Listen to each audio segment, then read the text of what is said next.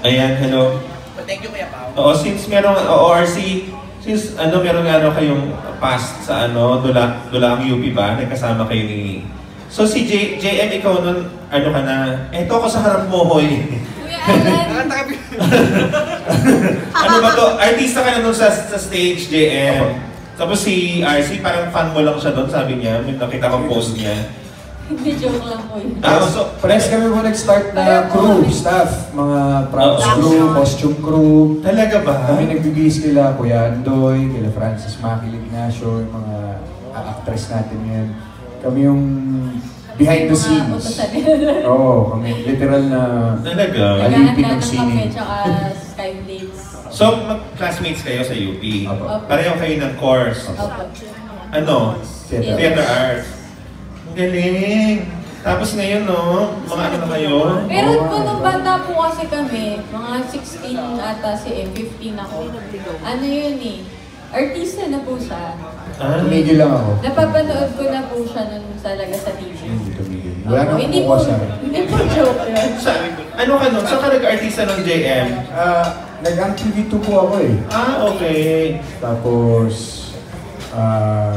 alam ko ng GMA pa ako. Tapos after nun, wala nang offer. So, ang teatro ako. So ganun katagal yung pinagsamahan nyo? RC, hindi ba nagkaroon ng something between the two of you? Yung totoo? Yung totoo po talaga wala. May girlfriend po si JM na. Tsaka po, ano pa po kasi ako nun eh, sobrang focus po ako talaga makatapos ng school ko. Kasi very strict din po yung parents ko regarding po sa mga ganong matters na going into relationship at a very young age. So, hindi ko po talaga naiisip. So, si M po, isa po siya sa pinaka-close ko na guy. Pero akala ko po ng mga panahon na yun, bading siya. Talaga? Bakit? Kasi po walang pumapasok po sa teatro na lalaking tunay. Lahat ng mga lalaking ni-recruit ko sa Judgmental ka naman. Oo nga po, sila po nagbasok nun sa isip ko, yung mga tao po sa teatro na nandun kami. Sabi niya, siguro ba din yung si M? Kasi alam ko naman siya yung lalaki dito. Di, lalabas din yan, mag-out din yan, hintayin na lang natin. Hindi, literal, dalawa lang kami sa batch namin na straight. So lahat, puro babae, puro... Kaya hindi ko rin siya kinonsider na na baka pwede kong jowain. Kasi... Hindi ka pumapatol sa bading, gano'n? Hindi naman po. Kasi nga mahigpit talaga yung magulang ko. Wala pa yun sa isip ko ng mga oras na. Ewan ko dyan. Ewan ko sa kanya kung siya siya. Oo, ikaw ba? Puporma ako. Talaga? Ganito. Wala. Ako pa nag-aatid dyan sa bahay. Naalala ko ako yung tagapagtanggol yung pagka hinaharang yan sa highway. Hinaharang yan sa highway. Pag nakataxi kami, hinaharang siya ng kotse. Tapos kakatukin siya. Bakit? May utang ako dun Kukunin daw siya sa talent agency. Hi miss, ito po yung card ko. Kunin kita sa commercial. Totoo ba yan? Tapos ganyan yung sure. Ibabakit. Tapos may isa pa na kasama ko yung tatay. Kumain tayo sa isang restaurant. Tapos nilapitan din siya ng parang mga frat boys. Inutusan na neophyte yata. Ma'am, pwede po bang kunin ang bilhin ng nagtulosan? Ang dami nila, hindi ako makapala. Seryoso? Ano yung tatay ka naalala na? Basta naalala ko pag dumadaan ako sa may Palma Hall, sa may likod. Pag may mga nakatambay ng mga frat boys, tatakot ako. Kasi mag-isa lang ako. Bata pa po kami. So, ganun kalakas talaga yung appeal ni RC, no? Ang dami lumalapit at sa kanya, nag-oo. Sakit ng ulo ko. Talaga? So, hindi, honestly, JM, naisip mo na pero sabi niya may girlfriend ka that time, pero naisip mo na parang gusto mo siya? Ligawan. That time wala akong girlfriend. Ay, sorry, sabi niyo? Si Ayan, nagdila eh. Dalawa eh. Dalawa naging girlfriend mo nung college tayo. Oo, second year nga. Pero yung first year tayo mas close. Wala pa. Kasi nga tayo mga close noon. Yung closeness na yun. Sorry, 2005 pa kasi tayo na ba ngayon? 19. Grabe. Pero na-attract ka kay RC that time. Was there a time na na-attract ka, JM? Oo naman. Tapos, hindi mo ginawa ng action o kung ano man? May girlfriend na kasi. Hindi ko ginawa ng action. Wala, maligid-aligid lang ako ng time na yun. Hindi ko naman na-feel. Kung halimbawa pinursu ka niya that time, RC, may chance pa siya. Hindi ko kaya ng powers ko eh. Bakit? Malakas po ako eh. Ano? Natatakot yung mga lalaki sa akin. Talaga? Bakit RC? Hindi ko po alam. Kasi medyo boyish nga. 2005 pala, rockista na to eh. Oo nga. So, boyish ka, sabi mo siya naman, kala mo bakla, gano'n. Di parang compatible. Talaga yung first impression mo sa O ano? Ako talaga, hindi talaga ako nagbibiro. Oo. Kasi po nung bata kami, si Aim, sorry, bonjing-bonjing. At chubby siya nun? Ano? Medyo, siyempre bata, makulit na. Parang malamya, gano'n. Oo, Ah. pero hindi naman pala. Ano reaction mo dun, JM? Kasi biglang nung umalis ako ng UP, biglang nag-wrestling. Ah. Sabi ko, ay, lalaki. Hindi ko lalong nadagdagan yung duda mo dahil Varsity. nagipagyakapan ako sa lalaki.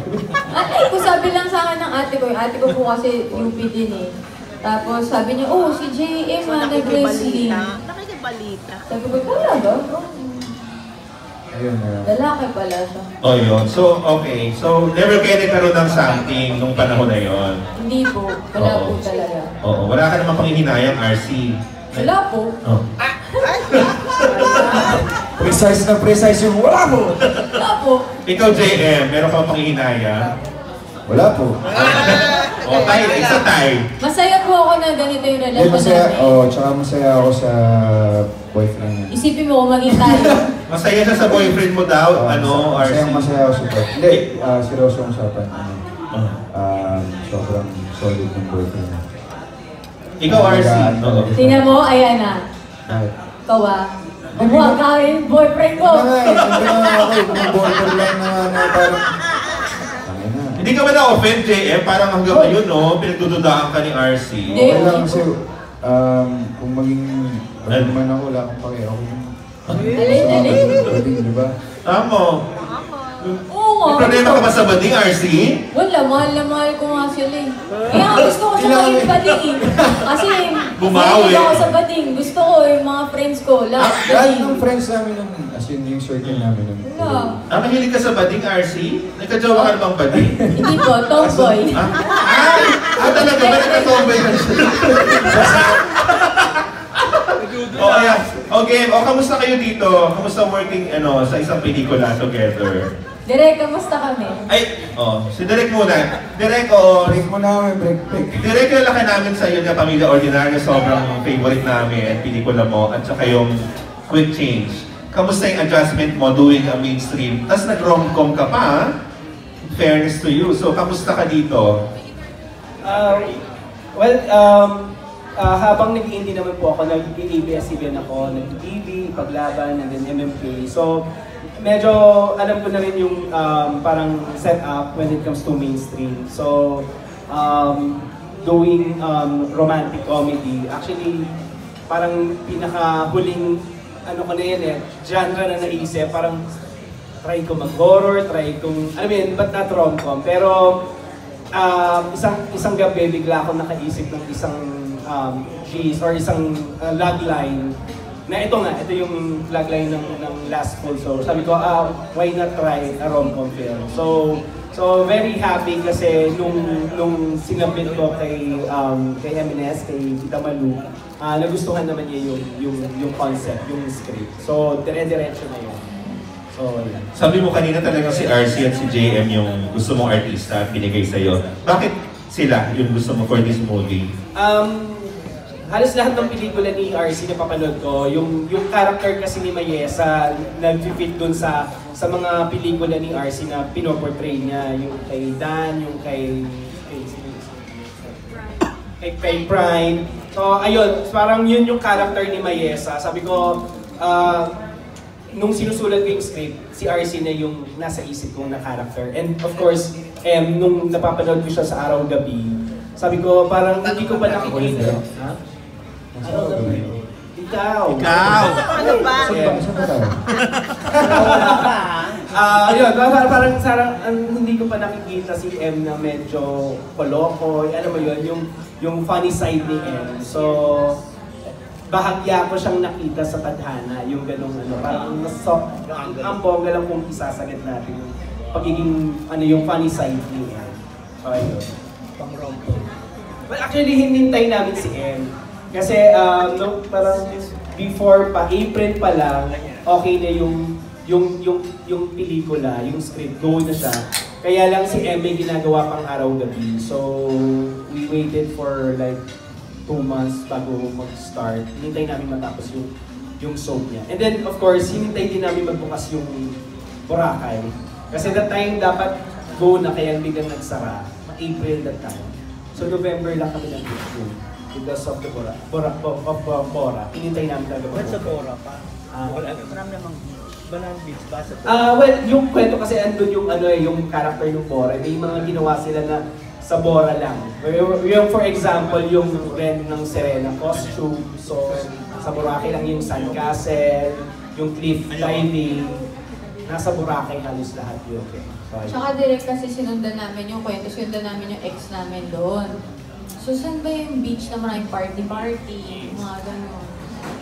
yung mahihirapan sila. Wala pa nag-shoot sa Bora. Oo, wala pa yung food. Tsaka yung mahihirapan silang hanapin yung mga nila, jowa nila. So Boracay, kasi kung Karamuan, very ang konti ng tao, or Palawan, wala masyado. So perfect yung Boracay for the location. Oh yun, thank you Direk. O sa dalawa niyo kasi nagod, kamusta working together? Tapos, kamusta yung may absent kayo dito, di ba? Meron. Oh, kamusta? Makasawa. How was it? Ang bilis nung meron. Wala. Ano lang, bed scene lang yun? Umiiyak-iyak ka? Priceless experience, sobrang... Panoorin niyo po, wah! Nag-i-emote ka. Kahit nakabilad kami sa araw, yun yung pinaka-ayoko. Kasi, ewan ko, ayoko lang ng mainit. Kaya pag summer, gusto ko nasa bundok ako kaysa sa beach. Pero yung experience, sobrang saya. As in, nakaka-excite bago mag-eksena. Si Direk Edong, napaka-chill niyang director. Napaka-trusting.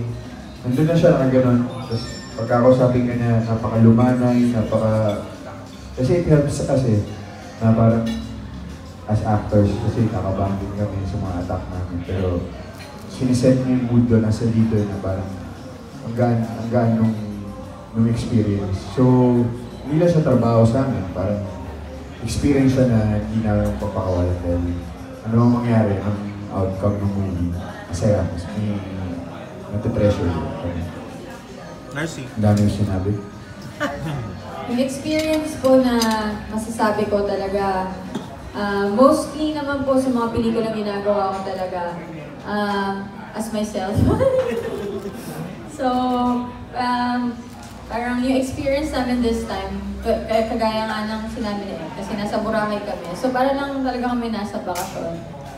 Parang kaming pag i-call kami, gising kami, tanghali na, tapos mag-shoot kami hapon, tapos habang nag-shoot kami, doon kami, inom kami konti, chill lang kami, sobrang chill nung shoot. Tapos kahit yung Manila shoot namin, I think it's really a big thing na comedy siya. Ano po ito na po kasi yung pangtapat namin sa mga Vice Ganda movies. So, sobrang funny. Sobrang funny po talaga. Mag-expect sila. Joke lang, hindi kami nakakatawa. Thank you. Thank you, Kuya Alan. Sa masayang chikahan, salamat din po sa inyong suporta. Hanggang April 10 po at hanggang ipalabas ito, tuloy-tuloy lamang po sana ang inyong pagbibigay ng pagmamahal sa atin.